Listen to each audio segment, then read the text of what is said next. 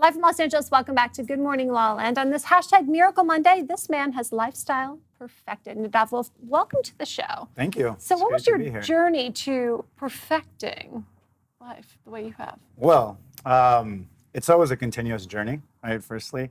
But it was really, I built multiple companies in my 20s. And I did it from a place of not feeling good enough, feeling stressed, kind of wanting to make money because I felt like I was lacking something. And after I sold those businesses, I really got that I didn't want to do it the same way again.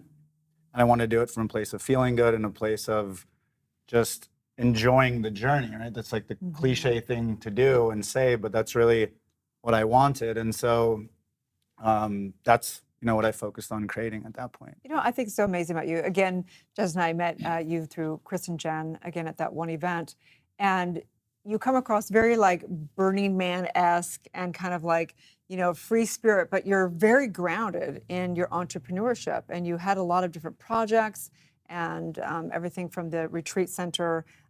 Tell me how to pronounce the one of the institute in Costa You give it a Rica. try, and then I tell you if you did it right. Imaloa? Yeah. Okay. Oh. She nailed it. There you go. Not easy to pronounce. You do so many different projects, really grounded in entrepreneurial spirit, and yet you're very ethereal and spiritual, which is, I think, unique. It's a great balance. You've got one foot firmly placed in both the worldly and ethereal realm. Yeah. How did you get to be able to do that? Yeah, I think it's really just seeing that. Well, lifestyle perfected, and the focus is really that woo-woo spiritual side, and then bringing on executive management tools, right? And that's what I realized in my journey. I was like, coaching is great, and when I get coached, have you ever had coaches, or do you ever use them? I've got two. Happiness and a Doctor of Divinity. Perfect. So you have two amazing coaches. So I really realized that when I got coached, I would get insights, and I would kind of feel that shift in vibration, but it didn't always stick, right? Like maybe 30% of what I got would stick. And then when I did consulting or when I got consulted, I wasn't always getting the results I wanted. Like I had the strategies, you can read strategies in books, you can, hear them from people, watch YouTube videos. I mean, there's so many places to get them. But when those strategies were built on top of limiting beliefs or vibrational misalignment, I wouldn't be able to execute in the way that I wanted to do so. Right. So I put that together, and I really, realized the way I feel and my beliefs are really the foundation of what I can build on. And once I'm aligned with that, or once, that's what we do with our clients, we focus on aligning them in that you actually can execute. And so we bring in project management systems, financial management, customer relationship management systems. We even work with the calendar. The calendar, we say, is a reflection of self-love, right? So if you really love yourself and truly focus on... This is a calendar. But it really is. Yeah. It really is. Like, I remember years back, like, I would put something in my calendar, and then I just, like, not even think about it. I'd be like, oh, I put it on my calendar, but I didn't actually do it. Yeah. And then when you get like, your priorities and your values and what you really want to do, and you actually, it becomes your reverence. It's amazing. So how do you help people do that? How do you get them to know what to put on their calendar? Yeah, I mean, that part's really easy. It's doing what you love, right? It's what is your ideal day? And the key is really knowing that we deserve and receive to have what we want, right? And so I'm putting out a course called Time Creation Mastery in the next few weeks. And the first thing is really going, okay, what do I love to do? Like, what do I want my days to look like, my weeks to look like, what I want my year to look like, and setting a structure, but knowing that, we deserve to have that. So I've got to say, though, that seems like a luxury. Most people who aren't in Los Angeles are living this woo-woo lifestyle saying, great, I don't have the luxury of designing my day and my life. I've got a job, I need to provide for my family. So what is maybe one accessible first step for the people who aren't designing their lives in LaLa Land? Yeah, I think just take that first step, right? If you want to spend more time with your family, you can take that step. If there's something that you used to do when you were a child, like some sport or, something like that, even at work, right? I think when people have jobs, we feel like, well, I'm at the, mercy of my employer.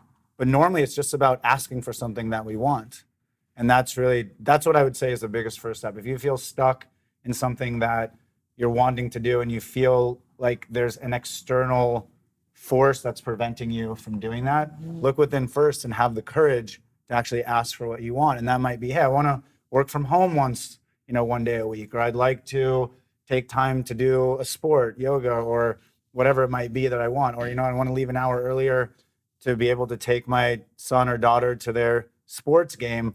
And just asking for that is really the first step. And it really will start moving that ball forward and having you feel free to be able to do what you want to do. Fantastic. I would imagine a lot of it has to do with trust too, right? Because sometimes it's about asking for permission. Other times maybe you have to ask for sort of forgiveness. But I know for me, the challenge was sort of getting around this idea that it's like no pain, no gain, and that I could actually be more successful if I did more of what I loved. Yep. It takes a lot of trust though. Yeah. So how do people cultivate that trust, when they haven't had the experience of doing something they love or enjoying the work more and prioritizing that and then finding success as a result? Yeah, I mean, trust is huge, right? I think it's one of the biggest things, and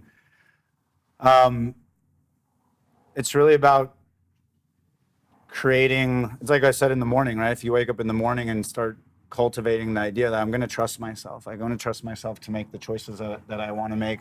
I'm going to trust that the universe is good, and I'm going to flow downstream, and it's going to bring me what I want. And I think when we trust ourselves, we can actually start trusting other people. And we want to know that we have people in our lives who support us, right? We want to know that we can trust people, the relationships that we have are ones that we want the best for each other. But I'm sure someone watching this are like, okay, well, that's easy for you. You're this, hot guy and this stuff in LA, and you're, But I think that, and I don't know about you, but for me, I had to kind of like strip away everything that I had been programmed in, almost renounce everything mentally, and then reshift, like, what do I actually care about? And then come back into business, come back into things like a calendar, come back into world. How do people do that don't have the luxury of going off to a Burning Man and losing themselves in it, and then, birthing themselves to come back into, designing their life how they want to? Yeah. I know it's like daily things, but did you have to go through something like that where you had to go way out and then come back in? Yeah, I mean, I grew up from humble beginnings. Like anything I wanted, I had to work for, and I'm really grateful for that. But for me, what really, I call it actually a passion pivot, right? And passion pivots can either happen like, hey, you know what? You could be watching this and say, I'm going to sit down and start working with my calendar and make shifts, or you can wait 2 years until you're stressed, have a disease, are forced to change your life. Or right? you can go down to Costa Rica, Yeah. to the retreat center. Yeah, you can do that. But I think it's really these little steps. Like that's the biggest thing. Watching a show like this that gives you information. There's tons of information on YouTube. There's courses you can take.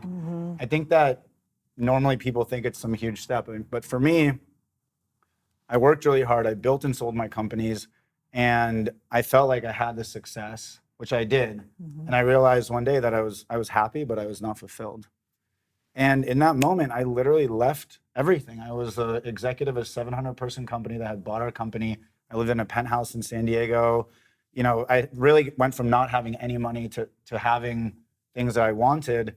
And that was actually one of the biggest lessons, was walking away from something that was super good, right? So sometimes you walk away from bad situations, but at this point I walked away from a really good situation, and it was one of the biggest gifts of my life. So That takes courage, for sure. My gosh. So how can people work with you? Do you do one-on-ones? Do you do group things? What does that look like? Yeah, so I do one-on-ones with CEOs. Our whole programs are built around CEOs and their teams. Programs that are more accessible, we have Time Creation Masteries coming out. That one is coming out in a couple weeks, and we're doing a $97 a month group coaching program, really, that anyone can join. But if you just go to Instagram and follow Nadav Wilf, you can get information on all of these things. Amazing. Thank you so Thank much. you. We Yeah, appreciate thanks a you. lot. Stay tuned. We'll be back tomorrow. Good morning, all. Thanks so much.